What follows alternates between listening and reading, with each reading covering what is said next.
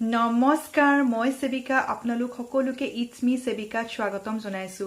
আজিৰ ভিডিঅ'টিত মই আপোনালোকৰ ওচৰৰ চুলি যতনৰ কেইটামান টিপছ শ্বেয়াৰ কৰিব ওলাইছো গতিকে বলকচোন ভিডিঅ'টি ষ্টাৰ্ট কৰো চুলি যতনৰ প্ৰথম টিপছটো হৈছে আমি দৈনিক চুলি ধুব নালাগে কিয়নো দৈনিক চুলি ধুলে আমাৰ চুলিৰ গুৰিত থকা নেচাৰেল অইলসমূহ গুচি যায় আৰু ইয়াৰ ফলত আমাৰ চুলি গুৰিটো শুকান হৈ যায় আৰু শুকান হোৱাৰ ফলত আমাৰ উফিৰ সমস্যাই দেখা দিয়ে লগতে চুলিৰ আগটো ফটাৰ সমস্যাও দেখা দিয়ে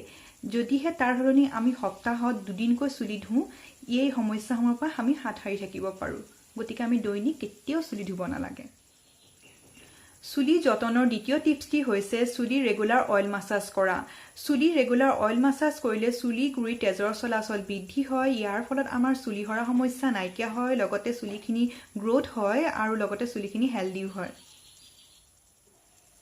চুলি যতনৰ তৃতীয় টিপছটি হৈছে কণ্ডিশনাৰ কৰাটো চুলিত বহু দৰকাৰী কিয়নো শ্যাম্পু কৰাৰ ফলত আমাৰ চুলিখিনি শুকান আৰু ময়শ্চাৰাইজাৰ নাইকিয়া হৈ যায় গতিকে আমি কণ্ডিশনাৰ যদি শ্যাম্পু কৰাৰ পিছত কৰি দিও তেতিয়া আমাৰ চুলিখিনি ময়শ্চাৰাইজাৰ হৈ যায় লগতে আমাৰ চুলিখিনি ড্ৰাই হোৱা সমস্যাৰ পৰা হাত সাৰি থাকিব পাৰো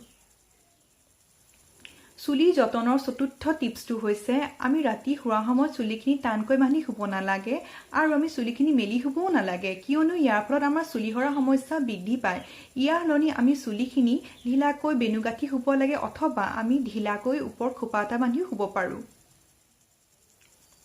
এয়াই হৈছে মোৰ আজিৰ ভিডিঅ' আশা কৰো আপোনালোকে ভিডিঅ'টো চাই ভাল পাইছে যদিহে ভাল পাইছে তেনেহলে মোৰ ভিডিঅ'টো লাইক কৰিব নাপাহৰিব আৰু মোৰ চেনেলটো সাবস্ক্ৰাইব কৰি দিব